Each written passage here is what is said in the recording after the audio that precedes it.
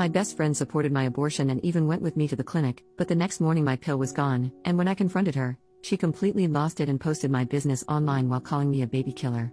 My 21F best friend Sarah, 20F, and I have been friends since she was a freshman and I was a sophomore at our college, about 2 years since I met her.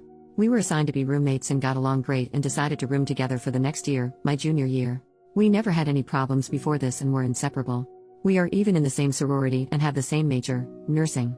A few weeks ago, I found out I was pregnant by my boyfriend Harold, 22M. We've been dating almost 2 years and he's a wonderful man.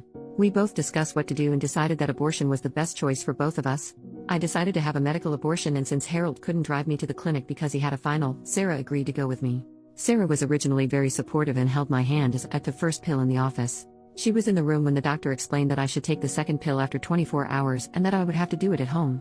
Harold came over after his final and kept me company and spent the night. After a night of cramping and bleeding, I woke up yesterday morning to find that the second pill was missing from its pack. I put the pill on my nightstand so that I wouldn't lose it. The pack was still there, but the pill was missing. Sarah is the only one with access to my room. We have separate rooms but share everything else. I asked Harold if he had messed with the pill, and he said no. Why would he, if he doesn't want this child any more than I do? So that left Sarah as a suspect, so I waited until she woke up to ask her about it. That's when she flipped the heck out. She started screaming at me how I was a baby unaliver and that she hopes I bleed out from the abortion. Then she told me that she had a dream that my child would grow up to cure Ebola. I could not make this up, and that she threw away my pill to protect my child, as well as the extra birth control packs I had gotten from the school nurse to last over the summer. She took photos and uploaded them to Facebook with the caption, "OP is a baby killing WHRE who can't keep her legs shut." Luckily, all of her friends and our sorority sisters instantly defended me and told her how crazy she was. Reddit, I'm stuck in the same room as her for all of our summer classes, which will last until July. We are in the same sorority, we'll have to see each other twice a week until I graduate. Is there anything I can do legally? Is what she posted online illegal? She is a nursing major in clinicals? I'm so freaking confused. Edit, I've already gotten another pill. Second edit, sorority just texted me. The last meeting of the year will be concerning Sarah's violation of the sorority code of conduct. Apparently this is not the first time this has happened. Majority vote decides on whether she's kicked out or not.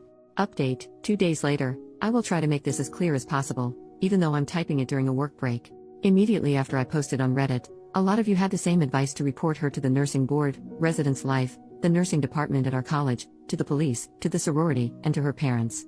I decided to report her to all of the above while hiding at the sorority house. Early yesterday morning was when Sarah made her Facebook post about me, and it took only until after lunch for my sorority sisters to start texting me like crazy. This was not the first time that Sarah had shamed another sorority sister for having an abortion, and that particular woman, we will call her Emily, was one of the highest ranking members. Emily was the one who called the meeting to have Sarah kicked out for breach of the code of conduct, treat all your sisters kindly, support one another, no gossiping, etc. Meanwhile, Residence Life was busy trying to contact Sarah's parents after I showed them her Facebook rants. After the sorority contacted Sarah, she flipped out yet again on Facebook and started to rant about how she wanted to die. The RA on duty, also one of my good friends, had decided to go speak to her to see if they could help. At this point, it was clear to everyone that Sarah was not right in the head, because she was screaming at her through the door crack. Sarah refused to answer the door, so the RA decided to escalate it higher and no one saw Sarah until the sorority meeting. At the meeting, everything seemed to be okay. Sarah was the last person to arrive and she just took her seat and acted normal.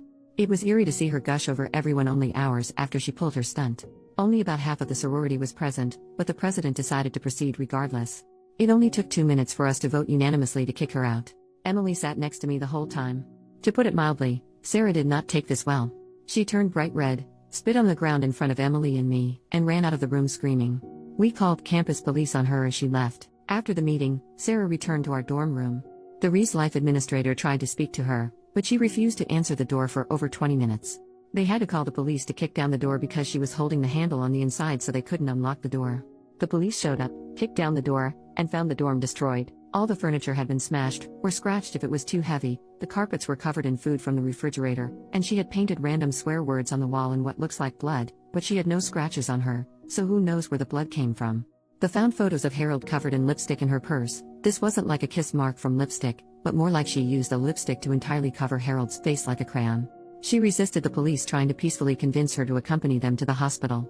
Sarah was taken to the hospital and charged. I'm not sure what the exact charges were, but I am aware that it includes unlawful possession of prescription medication because they found my pills in her purse and they had my name on the labels. She is still in a hospital today undergoing a psych evaluation. The hospital, Sarah and I were both interns working for the hospital that operates the pregnancy clinic. I reported her to HR for theft, harassment, and privacy violations along with giving them screenshots from Facebook. As of this morning, Sarah did not turn up for work, so she was terminated for no call, no show. HR had me in their office for an hour this morning asking if I would like to press for a HIPAA investigation. It turns out that some of her Facebook rants had information that could only be obtained through patient records. I have no idea what information it was since it was the HR lady who found it. I said yes, because there's no way it would hurt for Sarah to be investigated. HR also notified the nursing board and the nursing department at my college independently of my reports. So I think that's pretty much everything. Sarah has been arrested and charged, kicked from the sorority, fired from her job, kicked out of the dorms, and numerous reports were made to the proper authorities. I still care for Sarah with all of my heart, because I realize that she is severely mentally ill. I will always blame her for what she did to me, but I know that it wasn't the best friend that I knew for all those years. It was a different person who did that to me.